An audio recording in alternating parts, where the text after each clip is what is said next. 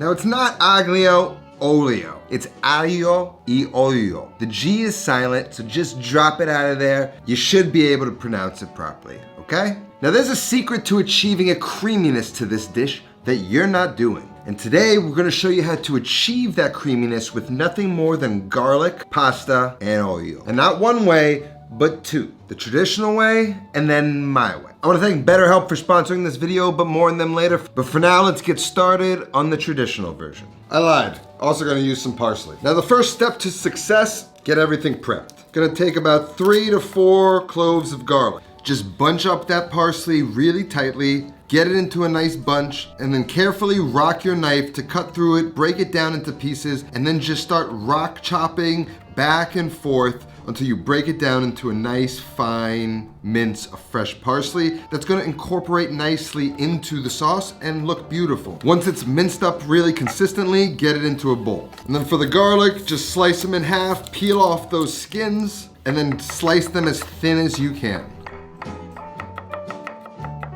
And then get those into a bowl. Next up, we need to talk about the pasta, which is a vitally important aspect of this recipe. Now you may go to the store and pick this up, and that would be a mistake. You see, this company mass produces in a highly efficient way, which means in the production line, instead of a bronze extruder pushing the pasta out of the machine, it's run through a silicone die, which means the pasta shoots out of the pasta machine super quick, leaving it void of any texture. It's not dried the same way, and thus makes it very sort of flimsy. And we also need a good amount of starch extracted into the water to make the sauce.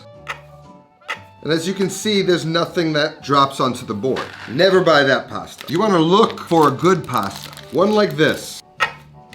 One where you can actually see flour dusting off onto the board. This has already got starch on the outside of it. It's also extruded in the bronze die a lot slower, giving it a better texture. And it's dried a lot slower, which gives it a better texture once it's cooked. And you can tell one is better than the other. One is a lot yellower, looks a little bit lifeless. The other is much more pale. It's got texture and roughness on the surface. Just by this visual, you can tell which one's the better pasta. And today I'm gonna be using a thicker spaghetti alla città. Gonna measure out one portion, which for me is about 120 grams. Now I've got a medium-sized pot boiling. And even though this is the basics, what you need, you don't even need parsley, you just need the garlic and oil. I'm also gonna add chili flake because it's classic to serve aglio e olio e peperoncino. Now this pasta cooks in 13 minutes, but the way we're cooking it's gonna take a few more, so keep this in mind. Now we're gonna season that boiling water with salt, but not too much, and then we can drop the pasta. Get them all submerged in the water, and I'm just gonna set a timer to illustrate timing here. Now get a pan on medium-high heat, ideally a 3-quart saucier. Then add enough oil to coat the bottom of the pan. Then add in the garlic, season with a little bit of salt, and then cook the garlic for about 2 minutes or so. And we can also add in the chili flake at this point. And we're just looking for a little bit of browning around the edges of the garlic, and once I see that, I kill the heat, and then I add about 2 to 3 cups of the pasta water to the oil. And right now, the pasta is becoming a little bit more pliable, but it's still very undercooked. We want to pull it at this stage where it still has a ways to go, but the pasta can now fit in the smaller circular pan and get worked a bit without breaking any of the pasta. It was only about 3.5 minutes of cooking pasta in the water. Now we're gonna finish it in the pan. And that water and oil are 2 separate components right now, but I'm going to turn the heat high, and just like a risotto, stir the pasta into the water, adding more water as needed and reducing the pasta water down, concentrating the starch in the water and allowing us to achieve a creamy result. By cooking it this way, we both control the sauce and the point in which the pasta is perfect. But the balance and the trick is achieving those 2 things at the same time. So I'm just adding tiny bits of water at a time as the sauce reduces and thickens, which you can tell by the appearance of lots of little bubbles. And by stirring the pasta around in the sauce, much like combining oil and vinegar in a salad dressing, you almost whisk the sauce to create an emulsion.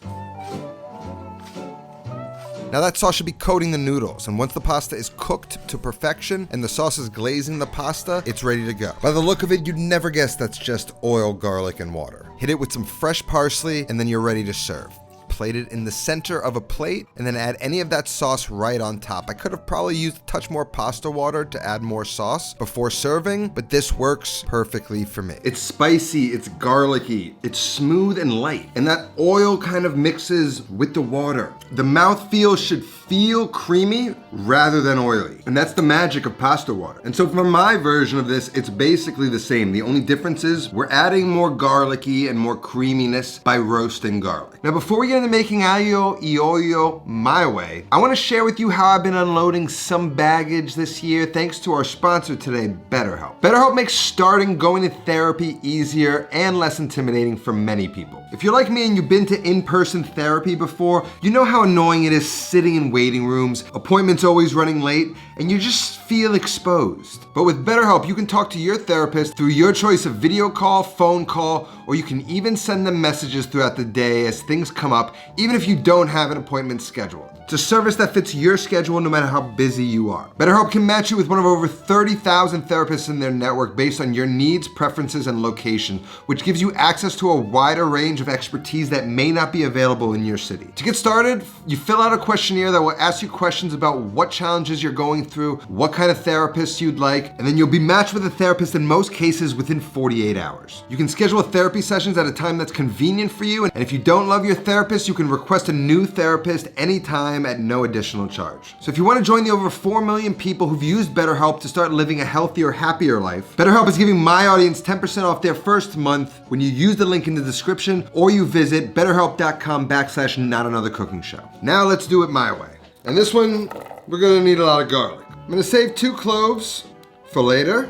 These are the cloves I'm gonna roast. 15 cloves. Just give them a little pop. Don't smash them. We want to keep them whole, but we just want to remove the skin. Now, the beauty of the traditional way of making this dish is how quick and simple it is. Now, this is still simple and quick, although roasting garlic usually takes a lot of time. So we're gonna do a little cheat just to keep the heart of this recipe alive, where we're gonna roast this garlic pretty fast in the style of confit, but we're not gonna do it slow and low. We're gonna kind of do it hot and fast. And I'm gonna show you how to do that once I get all of these papers cleaned up. These are good. I'm gonna set these off to the side while I slice these, because these we're gonna cook just like we cooked in the last recipe. Once the garlic is sliced, set it off to the side for later, and then we're just gonna get those whole cloves into a small pot and cover them with olive oil. Now, generally a garlic confit cooks very slowly, but for the sake of time, we can cheat by letting the oil come up to a temperature over high heat until the point that it almost starts frying the garlic.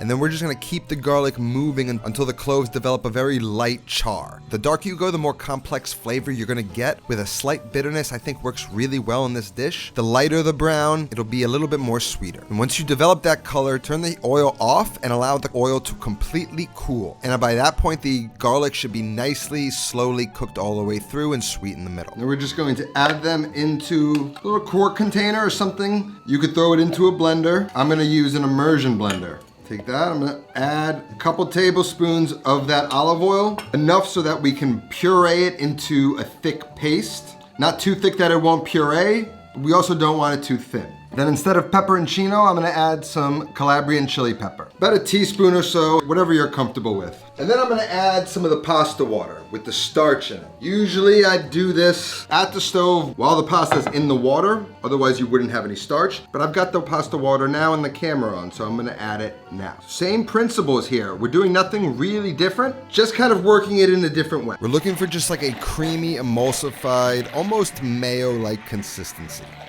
And just like that, you turn oil and water and garlic into a creamy emulsion. Again, that's the power of the pasta water. Now we're gonna save the garlic oil, because instead of regular oil, that's what we're gonna use this time. And then we've got our sliced garlic and of course our chopped parsley from earlier. Now this starts exactly like a traditional version. We're gonna drop the pasta in, we're gonna get that going before we get our 3-quart saucier on the stove. And this time we're coating the bottom of the pan with garlic oil. Then we're gonna go in with the fresh slices of garlic and we're just gonna cook that until the garlic begins to fry around the edges. And once it does, we kill the heat, get in a few ladles of the pasta water, along with that now semi-softened pasta, and then we're gonna start cooking it like risotto until the pasta is completely al dente and that pasta water has reduced and thickened and started to glaze the pasta.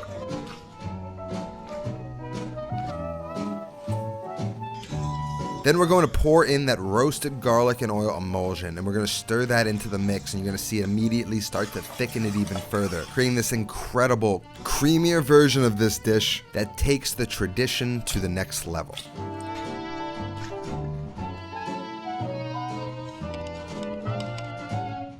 Plate it up along with a healthy amount of that creamy sauce. And then top it off with a little bit of that parsley. And now you can make aglio e olio as good as anyone can. It's about as creamy as you're gonna get. And the garlic flavor is just amped up that much more. 20, 30 minutes more time, but you get a big boost in flavor and creaminess. Knowing how to do this will unlock Italian pasta cooking for you. So the recipe is gonna be down in the description. I wanna know which one you prefer in the comments. That's all that I have today. I'll see you next time. Until then, take care of yourself and go feed yourself.